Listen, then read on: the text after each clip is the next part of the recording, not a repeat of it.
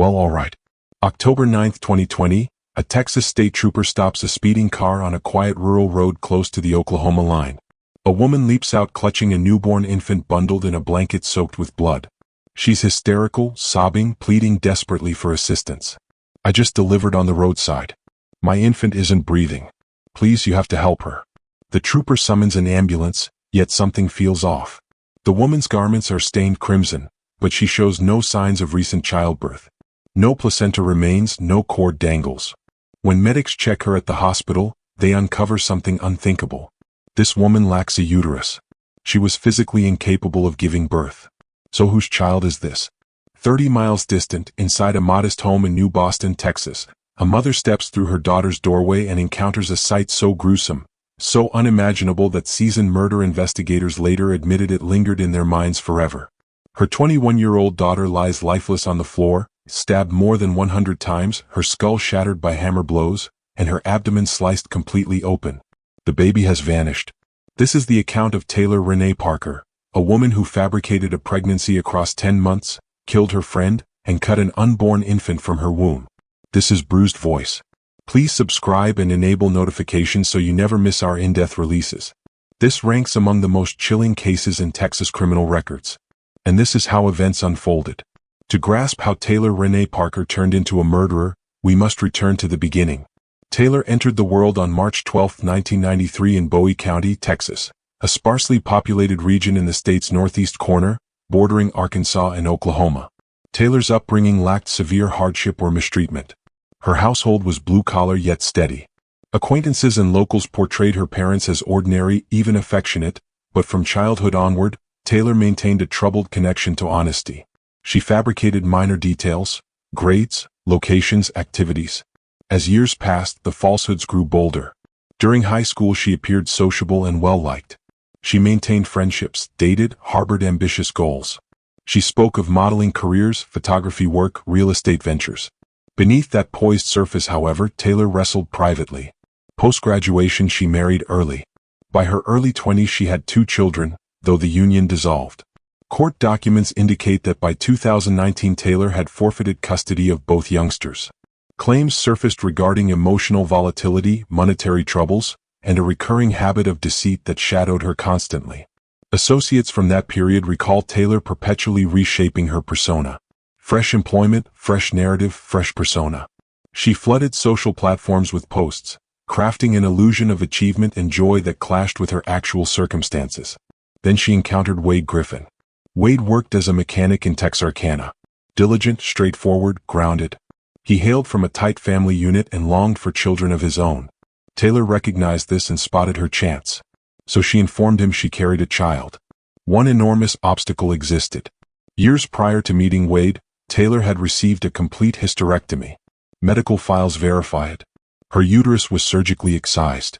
Pregnancy was impossible. Rather than confessing reality to Wade, Taylor chose a course that ultimately led to homicide. She resolved to pretend. By early 2020, Taylor Rene Parker led a divided existence.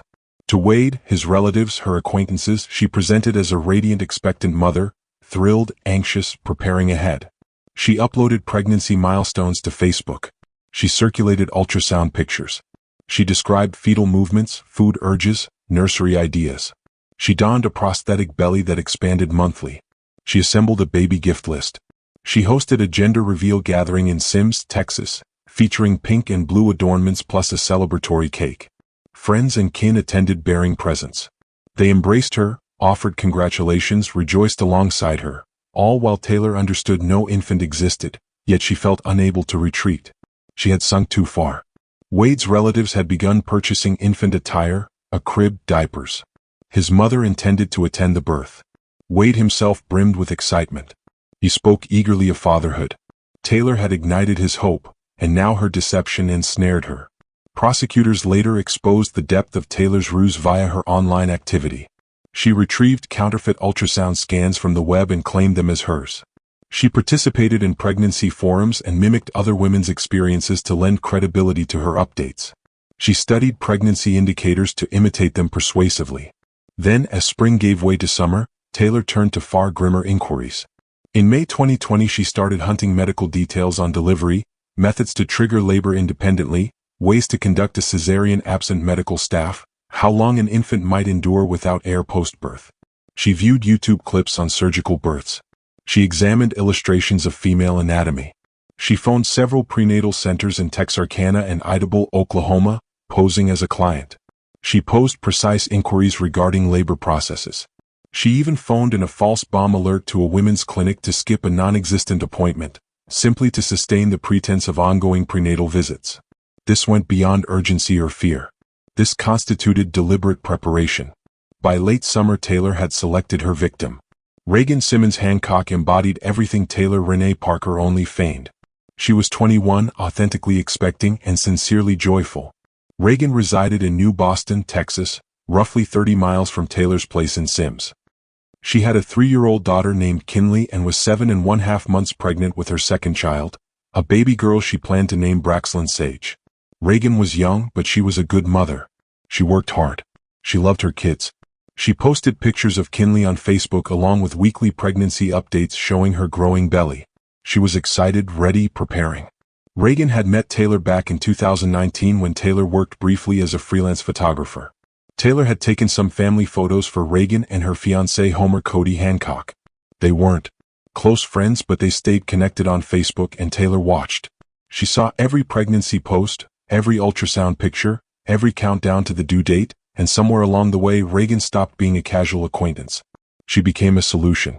Prosecutors would later prove that Taylor began following Reagan's pregnancy closely in the summer of 2020, that she liked her posts, commented occasionally, stayed just present enough to seem friendly. Reagan had no reason to suspect anything. Taylor was just another mom, another woman excited about babies. But behind the scenes, Taylor was taking notes. She knew Reagan's due date. She knew she lived alone with her daughter during the day while her fiancé worked. She knew the layout of Reagan's house because she'd been there before for the photo shoot. And by early October, as Taylor's fake due date approached, she knew she was running out of time. Wade was expecting a baby. His family was preparing for a birth. Taylor had spent 10 months building this lie, and now she needed to deliver, literally. On October 8, 2020, Taylor told Wade she was having contractions. She said the baby might come soon. The next morning, she woke up early. She packed a bag. Inside were surgical gloves, a scalpel, a hammer, a fake hospital badge, and a diaper bag. She kissed Wade goodbye and told him she'd call him from the hospital. Then she got in her car and drove to Reagan's house. It was a quiet Friday morning in New Boston, Texas. Reagan Simmons Hancock had a doctor's appointment scheduled for later that day. It was a routine prenatal checkup, the kind she'd been to dozens of times. Her 3-year-old daughter, Kinley, was still asleep in the back bedroom. Around 8 a.m. there was a knock at the door. Reagan answered. It was Taylor.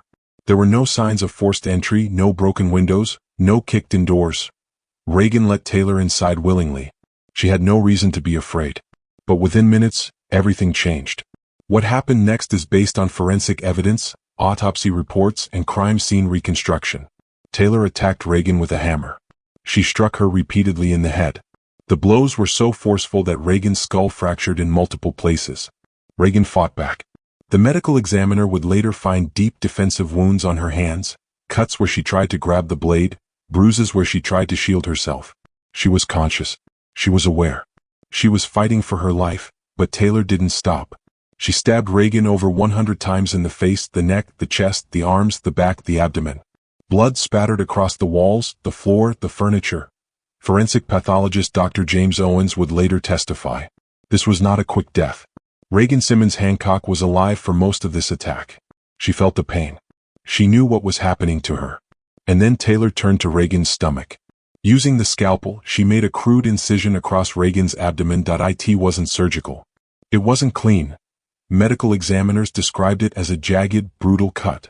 Taylor sliced through the abdominal wall, cut into the uterus, and pulled out the baby. Braxton Sage Hancock was alive when she was taken. Her heart was beating, but she was in shock. The trauma, the lack of oxygen, violence of the extraction had left her struggling. Taylor wrapped the baby in a blanket and ran. In the back bedroom, 3-year-old Kinley woke up to her mother's screams. By the time Taylor left the house, Reagan was dead on the living room floor. Her stomach was open, her baby was gone, and a toddler was left alone, traumatized, next to her mother's body. By 9 a.m., Taylor Rene Parker was back on the road. She was driving her gray Nissan Altima north on US Highway 82, heading toward the Oklahoma border. Her hands were covered in blood. Her jeans were soaked. Her shoes left red prints on the floor mat. In the passenger seat, wrapped in a blood-soaked blanket, was Braxlyn Sage Hancock. The baby was still breathing, but barely. Taylor didn't go to a hospital in Texas. She didn't call 911. She didn't pull over. Instead, she kept driving fast. She was trying to put as much distance as possible between herself and the crime scene. Just before 9:30 a.m., Texas State Trooper Chad was running radar on Highway 82 near Dalby when he clocked a vehicle going 19 miles over the speed limit. He turned on his lights and pulled the car over.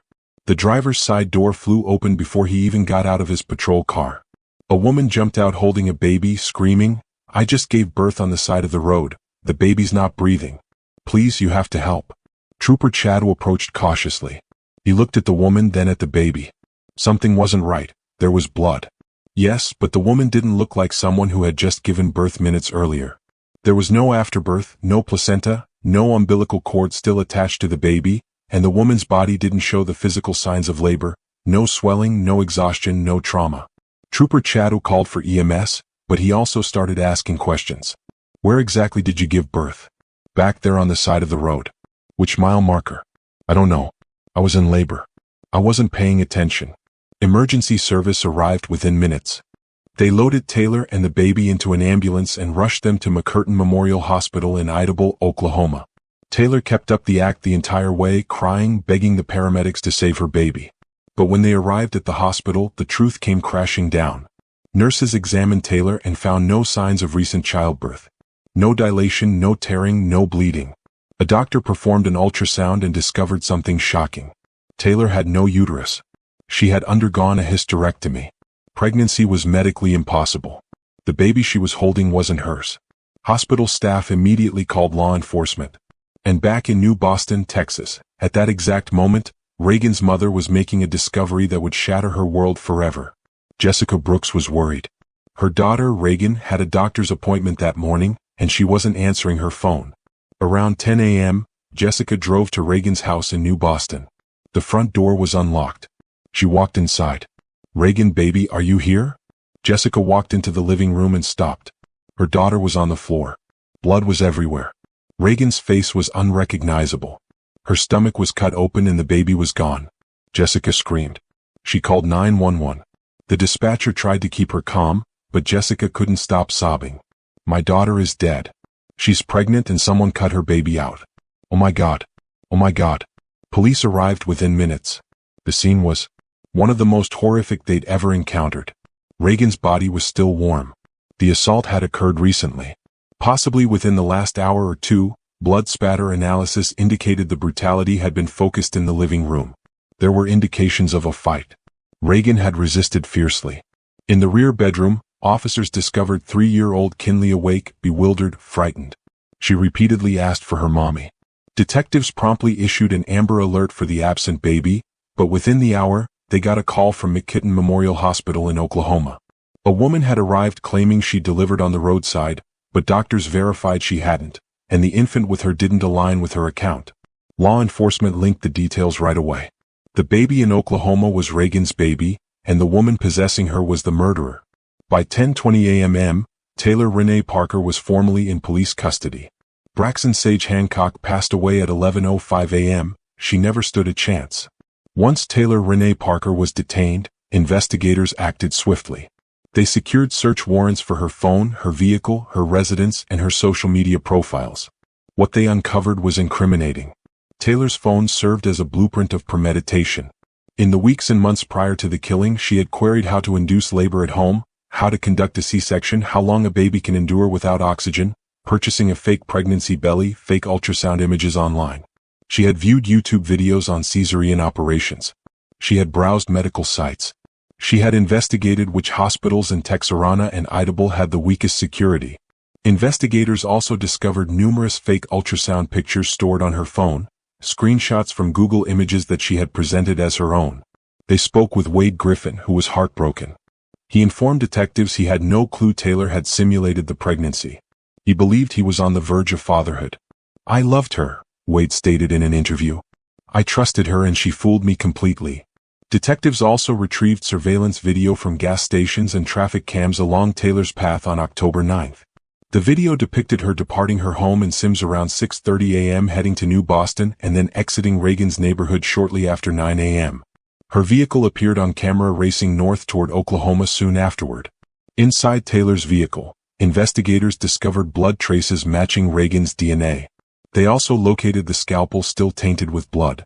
Taylor's fingerprints appeared on the hammer employed to smash Reagan's skull.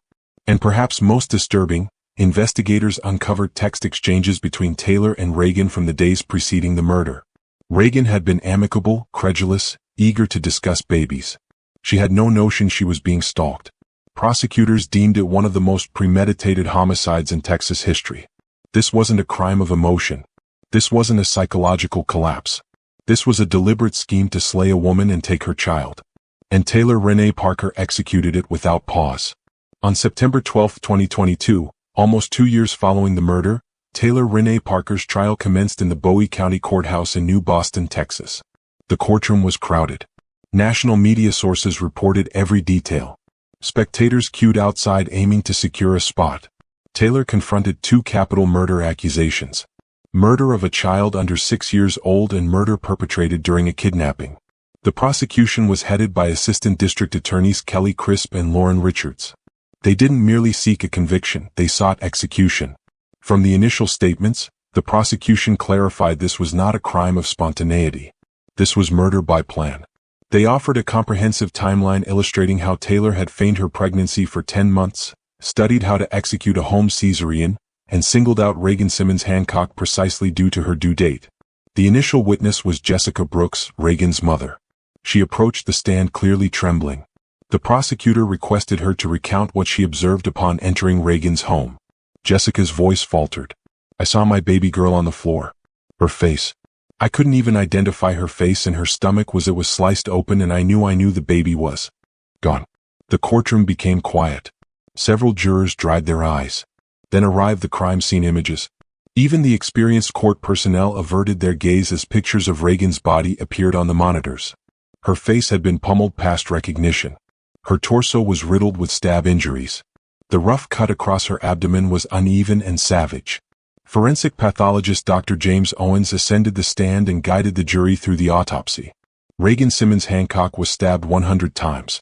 Her skull was broken in several spots from blunt force injury. And based on the blood movement and tissue reaction, she was conscious during much of this assault, including when the cut was performed. One juror inhaled sharply, another covered his mouth. Dr. Owens proceeded, "The baby, Braxlyn Sage, was alive when she was extracted from the womb, but the injury and absence of oxygen led to permanent brain harm. She perished about 2 hours later." The prosecution additionally summoned digital forensics specialist Detective Aaron Jones, who spoke about Taylor's online search records.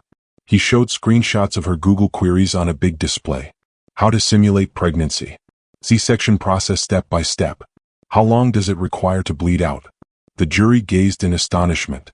Next, prosecutors broadcasted audio from a jailhouse telephone conversation between Taylor and her mother. In the tape, Taylor never once cited Reagan's name. She never showed regret. She never inquired about Kinley, the 3-year-old who saw the consequences. All she uttered was, "I messed up real bad, Mom. I don't know what to do." Her mother questioned, "What were you thinking?" Taylor answered, "I wasn't. I needed it to be real." The defense group, headed by lawyer Jeff Harrelson, attempted to contend that Taylor endured mental illness. They introduced a psychologist who declared that Taylor had borderline personality disorder and a background of dissociation. She wasn't entirely commanding her behaviors. The psychologist asserted she was existing in a delusional condition, but the prosecution dismantled that contention. They highlighted that Taylor had examined the offense for months. She had selected her victim meticulously. She had carried weapons. She had escaped the location and attempted to conceal her path. This, prosecutor Kelly Crisp declared, is not the conduct of someone who is mentally disabled. This is the conduct of someone who understood precisely what she was doing. After 6 days of evidence, the case proceeded to the jury. They discussed for slightly more than 1 hour. On October 3, 2022, the decision was announced, guilty on both counts of capital murder. Taylor showed no emotion. After the guilty verdict, the trial moved into the sentencing phase. In Texas, Capital murder cases allow the jury to choose between life in prison without parole or the death penalty. The prosecution argued that Taylor Rene Parker deserved to die. They called it one of the most heinous crimes in Texas history. They reminded the jury that 2 innocent lives had been taken, a young mother with everything ahead of her, and a baby who never got to take her first breath outside the womb. The defense begged for mercy. They argued that Taylor had no prior criminal record, that she had suffered trauma in her own life, that executing her would not bring Reagan or Braxton back. But then the victim impact statements began. Jessica Brooks, Reagan's mother, took the stand. Her voice was steady, but her pain was raw. My daughter was 21 years old. She had a 3-year-old little girl who will never understand why her mommy isn't coming home. Reagan was alive when this monster cut her open. She felt every bit of that pain. And for what? For a lie. Jessica turned and looked directly at Taylor. You are evil. You don't deserve to breathe the same air as the rest of us. You took my baby from me. You took my grandbaby from me. And I hope you rot. Cody Hancock, Reagan's fiancé, also spoke. I was supposed to marry her. We were supposed to raise our daughters together. Instead, I'm raising one alone and burying 2. His voice cracked. I hope you never know peace. After 2 days of testimony, the jury received their instructions. They deliberated for just under 3 hours. On November 9, 2022, they returned with their decision. Death. Judge John Tidwell read the sentence aloud. Taylor Rene Parker, you have been found guilty of capital murder and sentenced to death by lethal injection. You are hereby remanded to the custody of the Texas Department of Criminal Justice, where you will remain until the state of Texas carries out this sentence. Taylor sat still, no tears, no reaction. As she was led out of the courtroom in shackles, Jessica Brooks whispered, "Good." Taylor Rene Parker is now inmate number 02139215. She is housed at the Mountain View Unit in Gatesville, Texas, the only prison in the state that holds female death row inmates. She lives in solitary confinement 23 hours a day in a cell that measures 6 feet by 10 feet. The cell contains a metal bed, a toilet, a sink, and a small shelf. She is allowed out for 1 hour a day to shower or exercise alone in a small cage. She has no physical contact with other inmates. Meals are delivered through a slot in the door. She can receive visitors but only through thick plexiglass. No touching, no hugging. She can write letters and make phone calls, but every word is monitored. As of now, Taylor's execution date has not been set. In Texas, death row appeals can take decades. The average time between sentencing and execution is about 11 years, but some inmates wait 20, 30, even 40 years. Some die of natural causes before the state ever gets the chance to execute them. But unless a court overturns her conviction or the governor grants clemency, Taylor Rene Parker will eventually be taken to the Huntsville unit where Texas carries out executions. She will be strapped to a gurney in the execution chamber. She will be given the opportunity to make a final statement, and then she will be injected with a 3-drug cocktail. First, a sedative to render her unconscious. Second, a paralytic to stop her breathing. Third, potassium chloride to stop her heart. The entire process takes about 7 minutes, and then Taylor Rene Parker will be gone. Reagan Simmons Hancock's murder didn't just destroy one family, it shattered an entire community. Jessica Brooks, Reagan's mother, has become an advocate for victims' families. She speaks publicly about the trauma of losing her daughter and granddaughter in such a horrific way. People ask me how I'm doing, Jessica said in an interview. And I tell them the truth, I'm not okay. I'll never be okay. But I wake up every day for Kinley. She's all I have left of Reagan. Kinley, now 7 years old, is being raised by her grandmother.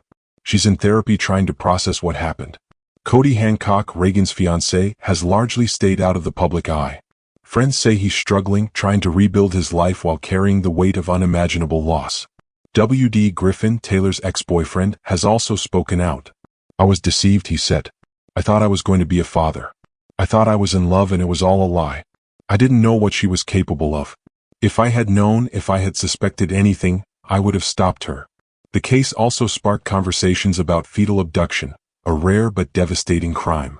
According to the National Center for Missing and Exploited Children, there have been fewer than 20 cases of fetal abduction in the United States since 1987. Most involve women who are either infertile or have lost a pregnancy and become obsessed with having a baby. In almost every case, the victim is someone the attacker knows personally. Taylor Rene Parker fits that profile perfectly. Experts say cases like this are difficult to prevent because the warning signs, fake pregnancies, obsessive behavior, are often hidden or dismissed until it's too late. But Reagan's family wants people to know, if something feels off, say something. Taylor Rene Parker's case is a reminder that evil doesn't always announce itself. It doesn't always look like what we expect. Sometimes it wears a smile. It posts on Facebook. It throws parties and pretends everything is fine. And sometimes it plans murder in silence. Reagan Simmons Hancock was just 21 years old. She had her whole life ahead of her. She was weeks away from holding her second daughter. She was building a future, and it was all stolen. Braxlyn Sage Hancock never got to take her first steps, say her first word, or feel the sun on her face. She was ripped from her mother's womb and died 2 hours later. Kinley Hancock lost her mother and her sister in one day.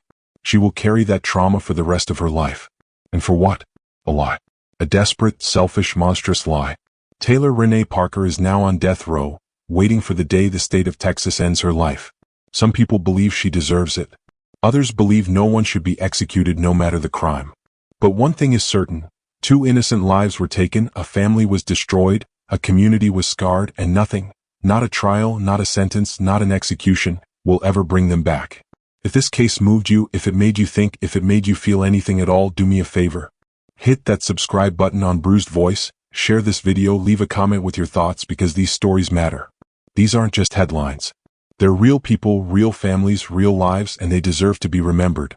Rest in peace, Reagan Simmons Hancock. Rest in peace, Braxlyn Sage Hancock. You deserve so much better. September 13, 2005, Huntsville, Texas. In under 24 hours, Texas will carry out the execution of Frances Newton, marking her as the first black woman executed in the state since Reconstruction times. Yet what sets this apart as one of the most unsettling chapters in U.S. justice is this. Almost 2 decades on, key evidence stays unaccounted for, forensic results face heavy scrutiny, and lingering questions about her culpability refuse to fade. This recounts a young mother charged with slaughtering her own household for insurance payouts, a prosecution resting on indirect proof, a .25 caliber handgun, and lab work later undermined. This is Bruised Voice. Please subscribe and enable notifications so you never skip our in-depth explorations. Tonight we trace her last 24 hours. To grasp the path that led here, though, we must return to the origin. A spring evening in 1987. April 7, 1987, Houston, Texas. The Newton residence stands silent in a blue-collar area on the city's southeast side. Inside, horror has struck. Around 11:30 p.m., 21-year-old Frances Newton reaches the apartment at 7326 Enchanted Glen Court alongside her cousin Shalanda Douglas, and the scene they encounter alters her existence permanently. Her husband, 23-year-old Adrian Newton, lies lifeless in the living room. In the rear bedroom, their 7-year-old son Alton and 21-month-old daughter Farah have also been shot. All 3 killed execution style, single shots from close range with a .25 caliber firearm. Frances promptly phones authorities, and arriving officers find her distraught, shrieking, and collapsing. Neighbors later described her cries reverberating across the complex. She informs detectives she had spent the evening at her mother's and handling chores, returning to discover her loved ones gone. In early interviews, Frances directs attention to a figure she calls only Charlie, noting Adrian had engaged in minor street activities and owed this Charlie roughly $500. She hints the debt sparked the killings, but Houston police homicide investigators dismissed the idea swiftly. Within hours, suspicion locks onto Frances alone. Here's the reason. Merely 3 weeks prior to the slayings, Frances secured life insurance on Adrian and both children, amounting to about $100,000 total. She stood as the exclusive beneficiary for each policy. Once detectives uncovered this, the intent appeared obvious: homicide driven by gain. Frances offered a defense. She stated the coverage was a prudent step for the family's security.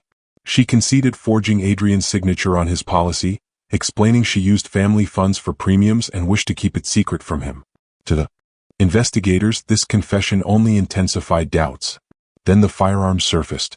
On April 13, 6 days post-murders, a breakthrough. A .25 caliber pistol turned up concealed in an empty dwelling close to Frances's parents' place on Scott Street. Confronted, Frances acknowledged ownership, but her account provoked further uncertainty. She said she discovered the gun in Adrian's drawer shortly before the tragedy, worried he might face trouble, so she stashed it in their son Alton's backpack before relocating it to the vacant house. Ballistics testing followed, and per the Houston Police Crime Lab, markings on bullets from the victims aligned with shots from that .25 caliber pistol. Crucially though, examiner James Balding described it only as consistent, not an exact match. Next, gunpowder particles. A state forensic specialist checked Frances's attire from the murder night and noted residue on her skirt, suggesting discharge of a weapon at near range. On April 27, 1987, barely 20 days after the killings, Frances Newton faced arrest on 3 capital murder counts. Her trial opened in October 1988, over a year later. Harris County prosecutors laid out what they viewed as a compelling narrative. Their position: Frances Newton, a 21-year-old facing money troubles, decided her family held greater value deceased. She obtained policies, delayed 3 weeks to dodge immediate suspicion, then methodically ended her husband and 2 young children. Presented proof included those recent insurance policies, her confession to forging the signature, the .25 caliber pistol she admitted concealing, ballistics indicating consistency with the gun, gunpowder traces on her clothing, and her evening timeline that prosecutors claimed provided the chance. Yet the defense, handled by appointed counsel Ron Mock, highlighted flaws in the state's presentation. No fingerprints or DNA tied Frances to the gun. No eyewitnesses put her at the apartment during the shootings. Ballistics offered consistency alone, not certainty. Gunpowder testing lacked specificity to .25 caliber rounds. No blood linked her to the scene despite the intimate range shots. Above all, the enigmatic Charlie remained unlocated and unprobed. The defense contended police fixated narrowly on her, overlooking alternate possibilities. Still, Ron Mock's efforts drew later criticism for inadequacy. He summoned no ballistic specialist to contest forensics, offered no competing scenario, and neglected to dig into Adrienne Newton's life or possible foes. The jury took under 4 hours to decide. On October 13, 1988, they delivered guilty verdicts across all 3 capital murder charges. The sentencing phase moved just as quickly. Texas required answers to key questions. Was the act intentional? Did Frances Newton represent ongoing societal risk? Did mitigating factors exist? They said yes to the first 2, no to the last. Frances Elaine Newton received a death sentence by lethal injection, at age 22. She joined Texas death row in November 1988, one of few women in a system built and run primarily for men. She was moved to in the shadowy Mountain View unit in Gatesville, Texas. She endured the next 17 years behind bars. While on death row, an unforeseen shift occurred. Frances Newton, steadfast in proclaiming her innocence since the beginning, transformed into more than just an inmate. She became an emblem. She completed her GED. She guided younger prisoners. Her faith deepened profoundly. She devoted countless hours to prayer and scriptural reflection.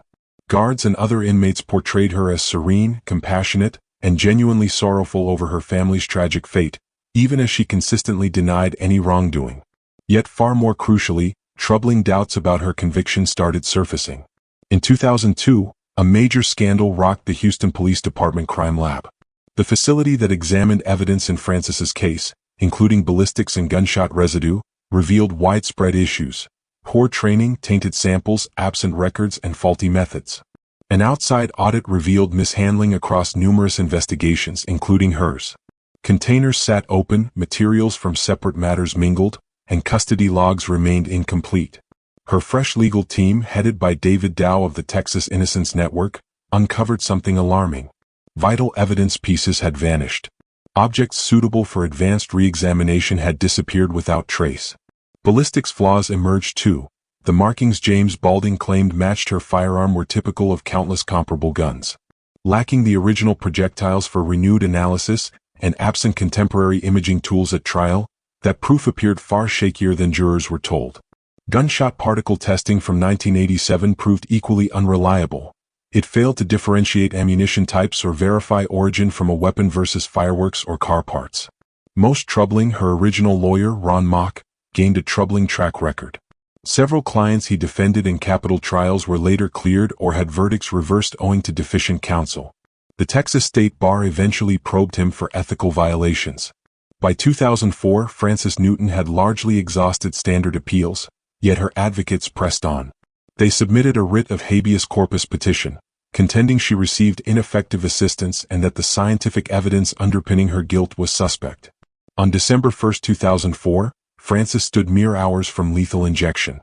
Already moved to Huntsville, Governor Rick Perry issued a 120-day stay to permit further forensic checks on surviving items. When tests occurred, outcomes proved inconclusive.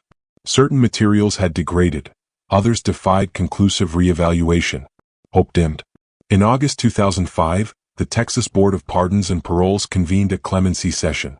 Her lawyers highlighted faulty science, the compromised lab, lost items, and Ron Mock's shortcomings. They insisted carrying out an execution amid such lingering uncertainties was unthinkable. On September 12, 2005, the board unanimously voted 7-0 against mercy, deeming the core proof sufficient despite doubts. Execution was set for September 14 at 6 p.m. One last avenue remained, the U.S. Supreme Court. September 13, 2005, late evening, Mountain View Unit, Gatesville, Texas. At age 40, Frances Newton had lingered nearly 18 years on death row. She had anticipated this moment for months, but anticipation pales beside reality. After nightfall, guards under tight security escorted her from the cell block. She traveled the 120 miles to Huntsville's Walls Unit, Texas's execution site. The journey unfolded in hushed darkness, the transport van cutting through the night. Accounts from those present noted her composure mixed with visible distress. Tears streamed down her cheeks at intervals. The gravity of impending fate had finally pressed down fully. She reached the Walls Unit near midnight. Following intake, she entered a compact holding cell mere paces from the death chamber, known as Death Watch, a clinical area where the condemned passed their last hours under relentless watch. Frances scarcely rested through the night. Prison records state she prayed continuously, head lowered, hands folded. She clung to the belief that had carried her across almost 2 decades of confinement. Beyond the prison perimeter, a candlelit vigil took shape. A modest assembly of demonstrators protested the impending act. Interest stretched nationwide. The NAACP, Amnesty International, faith figures, and rights groups condemned the plan, asserting that putting to death the first black woman executed in Texas since Reconstruction, amid persistent innocence questions, would mark a profound miscarriage. At Houston's Mickey Leland Federal Building, Congresswoman Sheila Jackson Lee stood with local ministers and activists in a pressing news conference. They urged Governor Perry to stop proceedings, cautioning that moving forward would betray justice itself. Inside the Walls Unit, Frances received final family encounters. Her parents, brothers, sisters, and other kin arrived for farewells.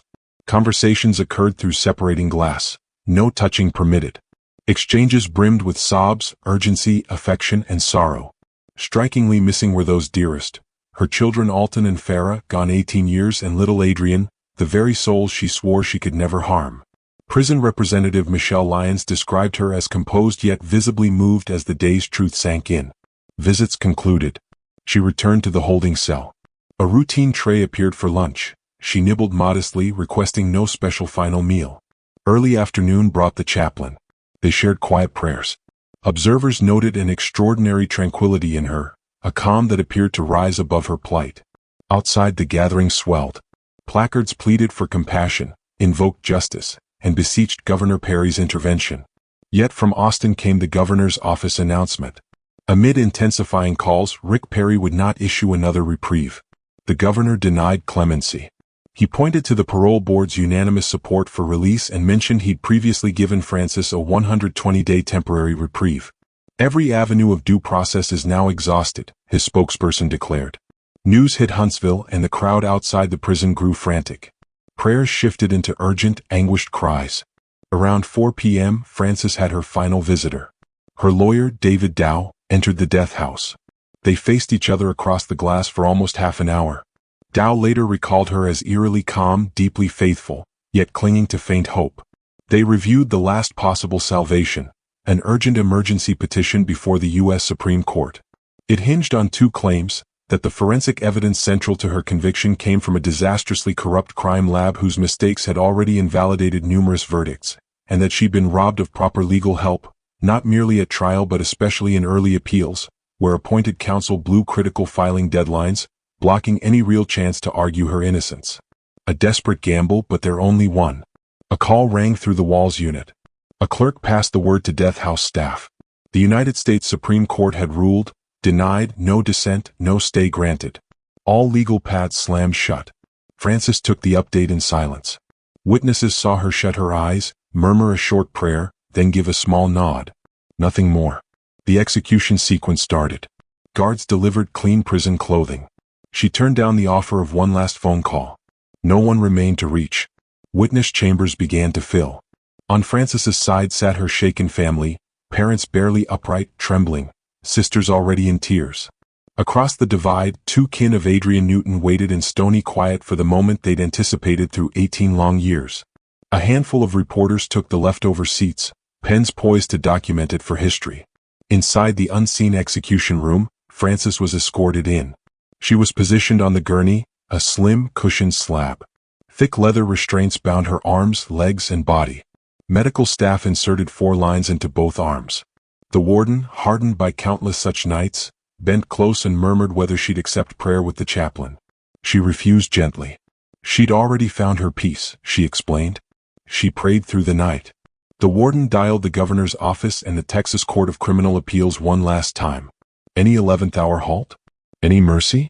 None. The punishment would go forward. He faced Frances. Do you have a final statement? She stared upward, then shook her head. No, she whispered. Protocol required him to confirm. Are you certain? Another silent head shake. In the victim's viewing area, grief cracked open. A cousin of Adrian Newton broke into loud sobs. Afterward, crying to journalists, she said she'd yearned for some sign of regret, any admission, perhaps even an apology. Justice feels empty if she never owned what she did, she explained. The warden signaled. From a concealed room, a technician started the lethal flow. First came sodium thiopental, meant to plunge her into deep unconsciousness. Next, pancuronium bromide, the paralytic that halts every muscle, including those needed to breathe. Finally, potassium chloride to arrest the heart. Frances's parents clutched hands until their knuckles blanched. Her sisters averted their eyes. On the gurney, she tilted her head faintly toward her family's window. One last glance. Her lips stirred. Observers believed she mouthed, "I love you," yet no voice emerged. The anesthetic hit fast. Her eyelids flickered, a faint cough, one shallow breath. Then stillness. The chamber echoed only with cries from the witnesses. Frances's mother unleashed a raw, shattering wail. One sister crumpled against the wall in sobs. Tears fell even on the victim's side, though the cousin later stressed none were shed for Frances. They mourned Alton and Farrow.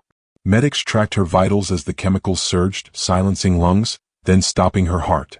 The doctor confirmed no pulse, no respiration, fixed pupils, and nodded to the warden. The warden checked the time and announced for the record. Time of death, 6:17 p.m. Frances Ella Newton was declared deceased. Outside the Walls unit, David Dow spoke to the gathered reporters and demonstrators, his voice heavy with sorrow and anger. This execution reveals a tragic flaw in our justice system, he said. Frances Newton died tonight amid massive doubts about the evidence that condemned her. She was never granted a complete hearing on the tainted forensics. She never received proper counsel. Guilty or innocent, the truth dies with her because the state prized closure over certainty. In Houston, Adrian Newton's relatives issued a short statement. They felt partial resolution, yet the agony of losing Alton and Farrow would linger forever. Some still held firm to Frances's guilt. Others quietly harbored growing uncertainty. In the years after, the Houston Crime Lab endured relentless criticism. Several convictions collapsed thanks to its shoddy forensic practices. For Frances Newton, the exposures arrived far too late. The scant remaining evidence from her case languishes in Harris County storage. Some pieces have rotted, others vanished entirely. The reality of April 7, 1987, might rest sealed in those containers, or it might be gone for good. Frances Newton proclaimed her innocence to her last breath. Texas held fast to its conviction until the injection ceased her heartbeat. What renders this one of the most chilling chapters in U.S. true crime isn't merely the execution. It's the lingering shadows, vanished evidence, corrupted forensics, deficient representation, institutional breakdowns that, if real here, almost certainly tainted many more cases. Was Frances Newton a cold-blooded murderer who killed her loved ones for insurance, or an innocent woman stripped of everything? Absolute certainty eludes us.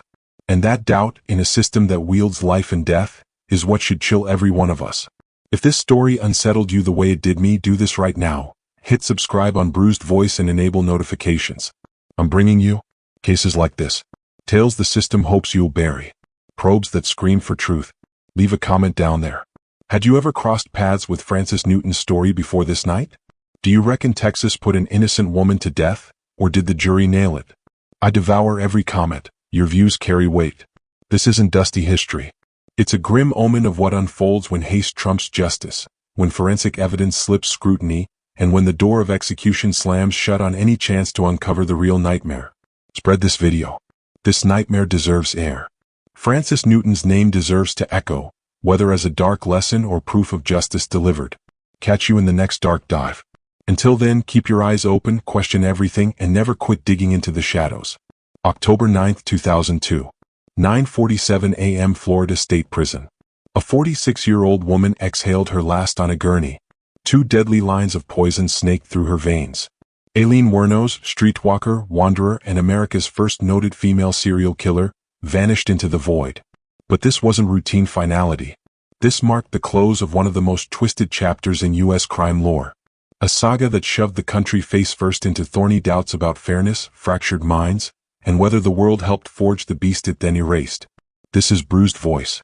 Hit subscribe and flip on notifications so you never miss our plunges into the abyss.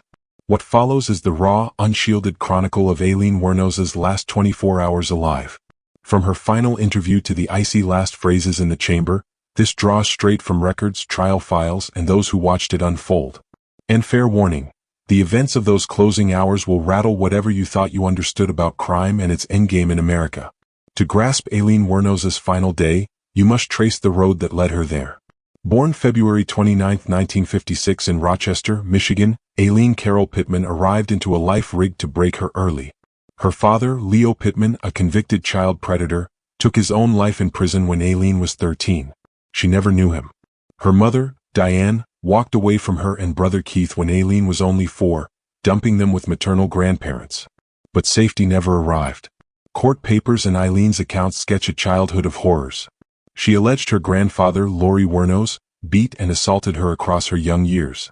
By 11, she bartered sexual acts with local boys for smokes and coins. At 14, Aileen got pregnant from rape by a friend of her grandfather's. The child went to adoption. Soon after, her grandmother passed, and her grandfather cast her out. She was 15. For the following 15 years, Aileen scraped by on the streets, prostitution, thumbing rides along Florida's roads, crashing in rundown motels, bedding down in forests. Dozens of busts piled up, disorderly conduct, DUI, check fraud. She tried to end it all more than once. Then, in 1986, she crossed paths with Tyria Moore at a gay bar in Daytona Beach. Tyria, nicknamed Ty by those close, became the sole soul Aileen ever fully trusted. For once, someone seemed to give a damn. But keeping that bond alive demanded cash. Cash Aileen pulled in by lingering roadside on Florida's highways, thumb extended, luring men who stopped. And in late 1989, something fractured inside Aileen Wuornos. From November 1989 to November 1990, 7 middle-aged men picked her up along Florida's Interstate 75 stretch. 7 men expecting a paid encounter with a hooker. None returned home. December 1, 1989, 2 men stumbled on a dumped 1977 Cadillac in a secluded spot of Volusia County, Florida. Inside, blood marks and belongings tied to 51-year-old Richard Mallory, a Palm Harbor electronics shop owner. 12 days later, Mallory's corpse surfaced in the brush, draped in carpet. Shot 3 times with a .22 caliber pistol, wallet and items gone. But Richard Mallory was only the start. Across the next 11 months, 6 more bodies emerged near Florida's roadsides. All middle-aged white men, all riddled with .22 caliber shots, all left in wooded patches by Interstate 75. The dead: David Spears, 43, construction worker, found June 1, 1990, shot 6 times. Charles Carskadden, 40, part-time rodeo hand, found June 6, shot 9 times. Troy Burress, 50, sausage salesman, found August 4, shot twice. Dick Humphreys, 56, retired Air Force major and police chief, found September 12, shot 7 times. Walter Gino Antonio, 60, security guard and reserve officer, found November 19, shot 4 times. Peter Seams, 65, Christian missionary whose remains vanished, but whose car turned up stripped after Aileen and Tyria ditched it in July 1990. The trail screamed pattern. A predator stalked men on Florida's backroads. Cops gathered sketches from witnesses.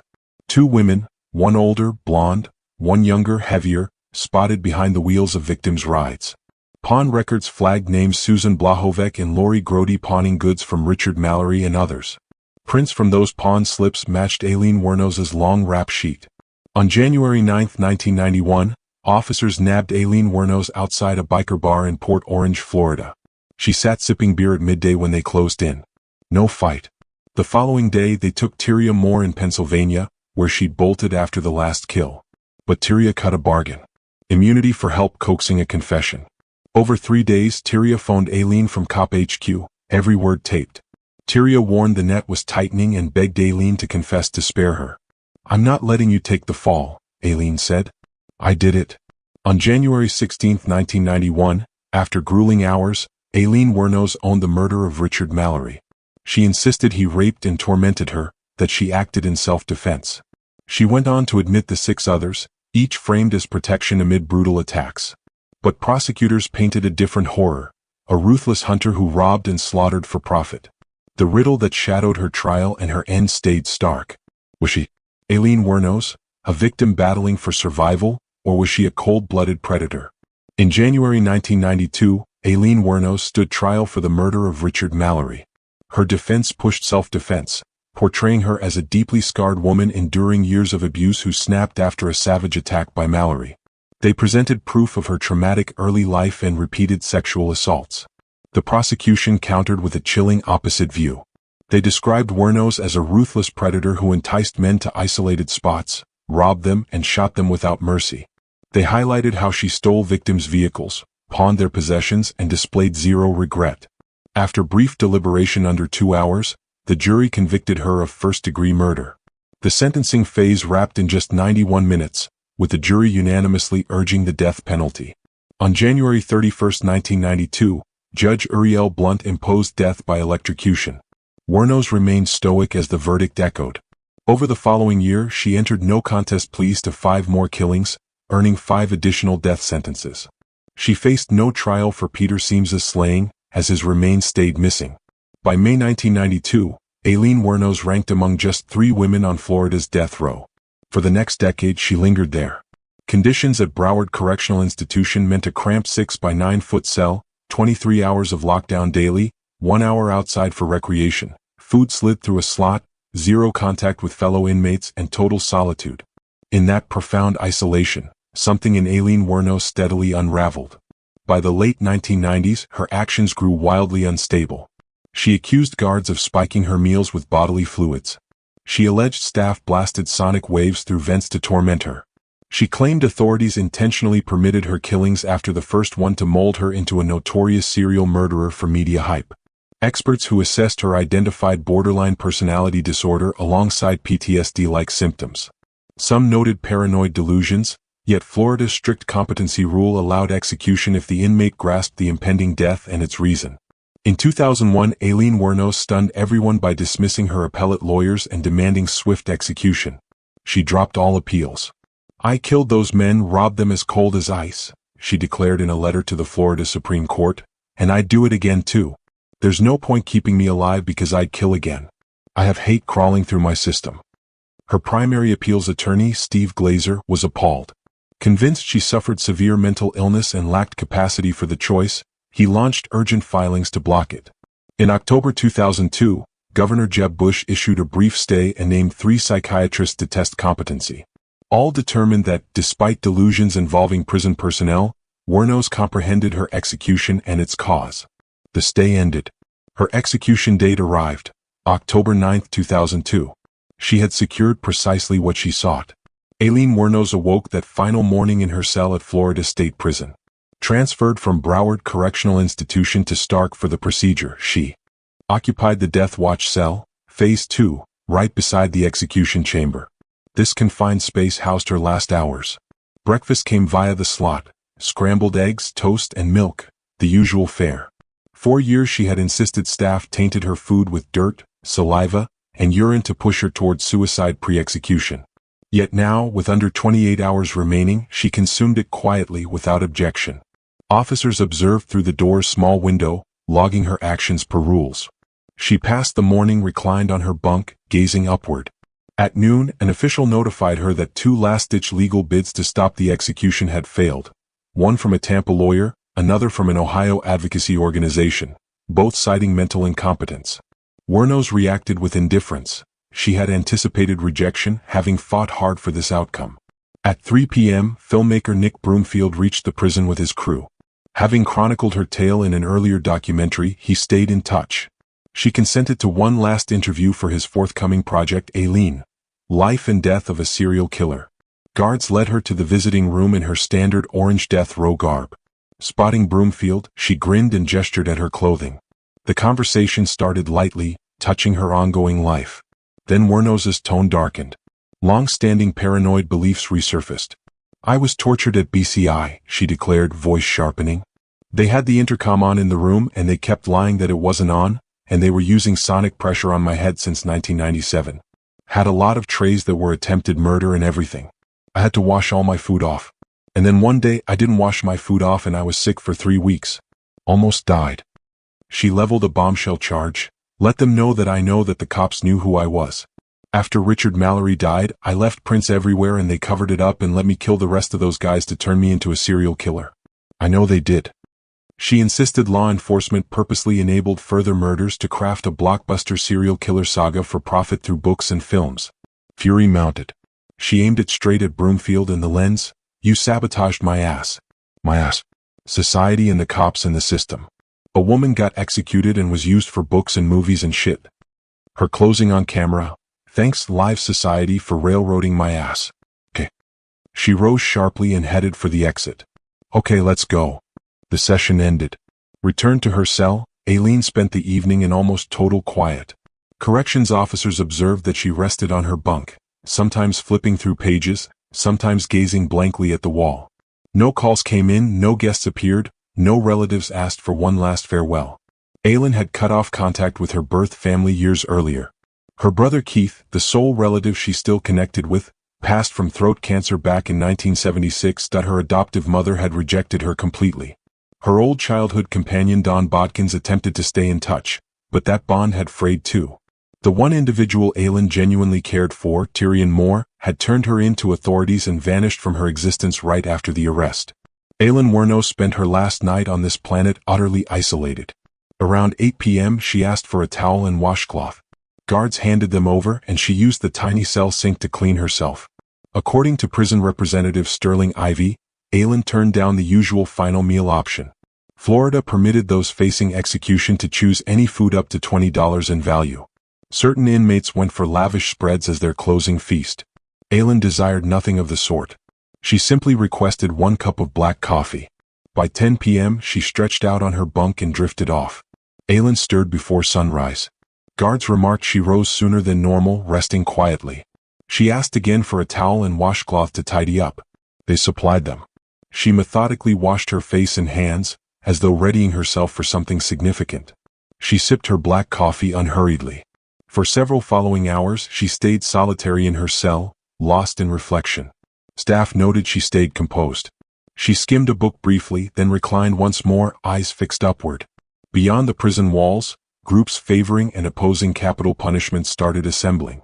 Those against it waved placards demanding mercy. Others displayed signs backing the procedure, demanding accountability for the victims. Yet within, Aileen appeared detached from everything. She passed her remaining time in quiet countdown. At roughly 9 a.m., guards unlocked Aileen's cell. The moment had arrived. They guided her from the death watch area along the brief corridor to the execution room. Aileen proceeded steadily, officers at her sides. The execution space at Florida State Prison is a compact, sterile chamber. At its heart rests a gurney fitted with straps for the inmate's limbs and body. Behind it, wall-mounted lines stand ready to administer the fatal drugs. Aileen was directed to recline on the gurney. Staff fastened her arms, legs, and midsection firmly. A technician placed 2 4-lines in her arms, 1 main, 1 reserve.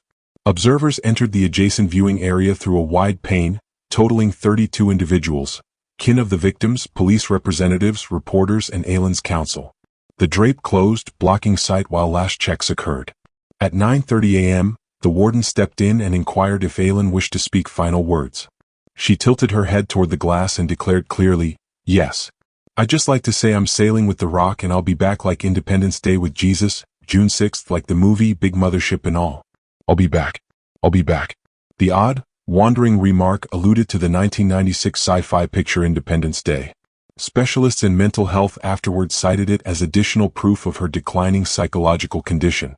Still, Florida statutes deemed it irrelevant. She grasped that execution was happening and the reason, that sufficed. The warden signaled. From behind the partition, an officer activated the process for lethal injection. The initial agent, sodium pentothal, entered via the lines, a barbiturate meant to induce unconsciousness. Those watching remained hushed as Aylin's gaze stayed locked on the overhead. She gulped several times, her eyes moistened a bit, yet displayed no further feeling. Next came pancuronium bromide, a paralytic halting breathing. Last, potassium chloride ceased her heartbeat. Silence enveloped the space. A faint air conditioner buzzed in one corner. No observer uttered a sound, cleared their throat, or shifted. Aylin's complexion faded. Her breathing halted. 8 minutes elapsed. The on-site doctor advanced, assessed signs of life, and gave the warden a quiet affirmation. The warden lifted a receiver, likely notifying Governor Jeb Bush the sentence was complete. Sound to the viewing side had been silenced post her statement, preventing anyone from overhearing. Following another quick check, the doctor signaled again. The drape parted. At 9:47 a.m. Aylin Wuornos was declared deceased. She was 46. Responses to Aylin Wuornos's execution surfaced swiftly and split sharply. State Attorney John Tanner, prosecutor in the Richard Mallory matter, issued a comment. "We can confirm lethal injection proves far more humane than the electric chair. Justice prevails for the victims and kin." But Aylin's appellate lawyer, Rag Singhal, viewed it otherwise. A tough day, he noted, since regardless she sought death. Singhal insisted Aylin battled mental illness and ought never to have waived appeals. Mental health supporters deemed executing a person with recorded paranoid ideas and profound personality issues cruel, crimes aside. Some highlighted how Aylin Wuornos endured victimization her whole existence, from family, society, the men who traded cash for intimacy, and her death merely capped the brutality inflicted on her. Yet victims' relatives regarded it as delayed fairness. 7 men lost lives. 7 households broken. Ill or not, she took blameless existences. Reality stays layered. Aylin Wuornos unquestionably killed. She ended 7 men's lives, many via repeated gunshots. She took their belongings, their cars, and expressed scant regret after capture. Yet Aylin carried profound wounds. Childhood horrors scarred her. Abandonment, exploitation, repeated trauma defined her early years. When her initial killing occurred, she had already faced more harm than many endure ever. Does that justify her actions? No. Does it shed light? Maybe. Aylin Wuornos compels facing uneasy issues on fairness, psychological disorders, and capital punishment. Can one person embody both victim and offender? Does society share blame in forging killers? Should we put to death those plainly unwell mentally, provided they comprehend the execution? Such matters linger unresolved. What stands clear?